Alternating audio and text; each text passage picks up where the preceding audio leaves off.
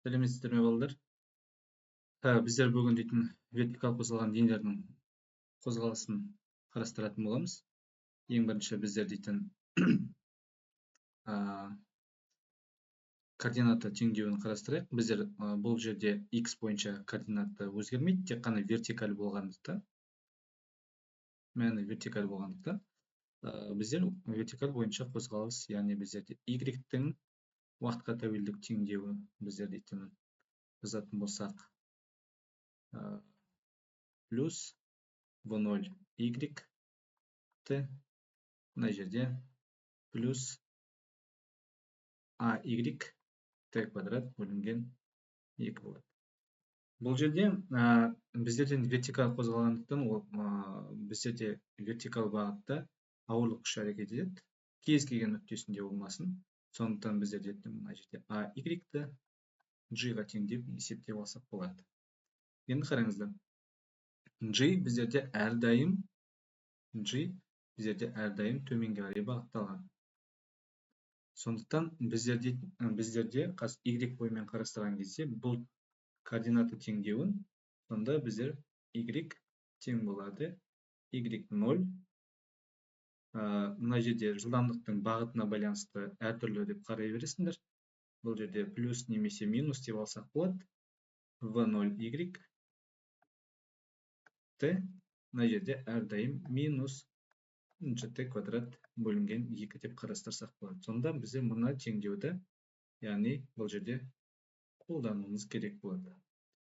Енді қараңыздар, төменге қарай қозғалған кезде мысалға алатын болсақ, мына жерде бастапқы координаты еркін құлаған дене үшін қарастыратын болсақ, біздерде мына жерге дейінгі біздер көбіне биіктікті h деп мына жерде h деп алып жатамыз. h. Бірақ біздерде мына жердегі бастапқы нүкте менде y0 жоғарғы нүкте болып есептеледі. Соңғы координаты менде мына жерде y болып есептеледі. Сонда мен алып қарайтын болсам, мына теңдеуді қалай қолданамын бірінші сурет үшін? Бірінші сурет үшін менде сонда қалай болып кетеді? Y деп тұрғаным y мына жаққа y0-ді мына жаққа жіберетін болсам, екінші жағына бұл жерде бастапқы жылдамдығы менде болмайды. Сондықтан мен оны тең болады плюс немесе минус деп ала бермеймін. Мынаны бірден 0-ге ұмтылдырып жіберсем, мына жерде минус gt квадрат бөлінген 2 болып кетеді. Сонда бұл жерде алып қарайтын болсақ, y деп тұрған менде кіші 0-ден 0 болса, бұл жерде минус y0 тең болады минус gt квадрат бөлінген 2 болып кетеді. Яғни бұл жерден шығатын қорытынды y0-дің мәні біздерде y0-дің мәні біздің жағдайымызда ол h-қа тең ғой. Яғни h минус таңбасымен мына жердегі gt квадрат бөлінген 2 минус таңбасы мына жердегі 2 минус біздерде плюс береді. Сонда h тең болады gt квадрат бөлінген 2 деген формуласымен есептеп алуға болады. Яғни мына теңдеуді қолданып үйрену керек. Егерде мысалға мына жерде жоғары қарай бағытталған болса, біздерде мына жерде теңдеуімді бұл жерде басқаша қарастырамын. Яғни мыналарды кетіріп тастайын. Енді екінші мысал ретінде қарастырамын. Екінші мысалында біздерде бұл жерде дене төменге бастапқы жылдамдықпен жоғарыға лақтырып жатыр. Сонда мына бір теңдеуді қалай қолданамын? Менде білмеймін, бірақ y қандай биіктікке көтерілетін, бірақ менде соңғы координатымды білмеймін, соны танықтау керек. Значит, менде бұл жерде минус y0-ді мына жаққа лақтырып жіберсем, екінші жағына шығарып жіберсем, бұл жерде v0 y мына жерде көбейтілген t, бұл жерде минус gt квадрат бөлінген 2. Мына жерде сәйкесінше осы теңдеуді тап осылай қолдана бересіңдер. Себебі бұл жерде неге минус? Себебі ол көтерілген сайын жылдамдық азая береді. Максимал көтерілу биіктігіне жеткен кезде, яғни бастапқыда мынау менде 0-ге тең болып кетеді. Сонда y деп тұрғаным сол менде h-қа тең болып кетеді. Максимал көтерілу биіктігіне. Яғни бұл жерде v0y көбейтілген t минус gt квадрат бөлінген 2 деп қолдана береміз. Дәл солай. Енді мына түсінікті шығар деп ойлаймын. Үшінші сурет. Енді төртінші суретке келетін болсақ, бұл жерде ол y0 биіктіктен құлап жатыр. Яғни соңғы координаты біздерде y болса, y минус y0. Бұл жерде тең болады. Төменге қарай бағыттаған v0y таңбасы біздерде минус болады. Көбейтілген t.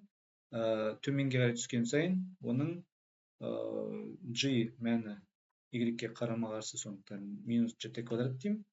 И мына жерде қарап тұрсаңыздар, менде соңғы координатым жерге бәрі түсетін болса, бұл жерде соңғы координат 0-ге тең болады. Сонда минус y0 деп тұрған ең басында, менде мына жерде y0 басында h деп тұрды, яғни минус h біздің жағдайымызда минус v0y t минус gt квадрат бөлінген 2 болып тұр. Яғни бұл жерде барлығы минус, яғни минус 1-ге көбейтіп жүрсем, мына барлығы менде плюс болып кетеді. Сонда мына жердегі жылдамдық h көтерілу биіктігі, түсу биіктігі, онда v0y t плюс gt квадрат бөлінген 2.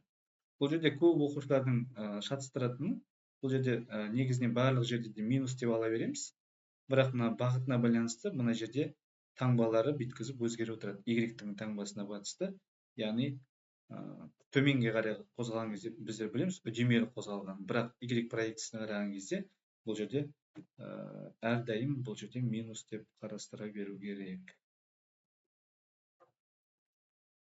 Енді бұл жерде тағы да бір айта кететін жағдай бар. Жылдамдықтар қалай өзгереді? Жылдамдықтары қазір мына жерде мына кетіріп тастайын. Жылдамдықтары қалай өзгереді? Соны қарап жіберейік. Мынау түсінікті. Так. Жылдамдық қалай өзгереді? Так. Жылдамдық бізде бұл жерде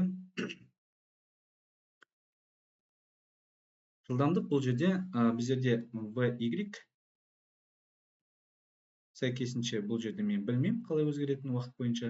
Енді бірақ V0Y минус GT деген формуласын мен жазып қоямын. Бұл формуланы біздер барлық жағдай үшін қолдануымыз керек. Яғни мысал қарайық. Егер дене төменге қарай түсетін болса,